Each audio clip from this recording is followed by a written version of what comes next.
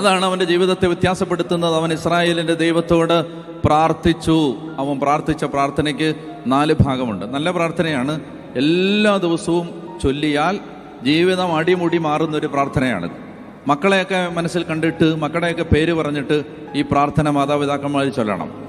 നമ്മുടെ ജീവിതത്തെ മുന്നിൽ കണ്ടുകൊണ്ട് നമ്മൾ തന്നെ പറയണം. ഈ പ്രാർത്ഥന വളരെ ശക്തമായ പ്രാർത്ഥനയാണ്. ഈ പ്രാർത്ഥനയുടെ ഒടുവിൽ അവസാനത്തെ വരി ഇങ്ങനെയാണ്: അവൻ്റെ പ്രാർത്ഥന ദൈവം കേട്ടു.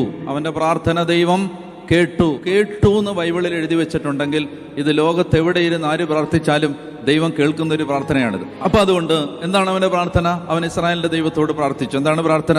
ദൈവമേ, അങ്ങ് എന്നെ അനുഗ്രഹിച്ച് എൻ്റെ അതിരുകൾ വിസ്തൃതമാക്കണമേ. യെശയ്യാ 54 ഇതാ വായിച്ചത്. എന്താണ്? നിന്റെ കൂടാരത്തിന്റെ അതിരുകൾ വിസ്തൃതമാക്കുക. ഇതാണ് അവൻ പ്രാർത്ഥിച്ചത്. ദൈവമേ, എൻ്റെ അതിരുകൾ എന്നെ അനുഗ്രഹിച്ച് എൻ്റെ അതിരുകൾ വിസ്തൃതമാക്കണം.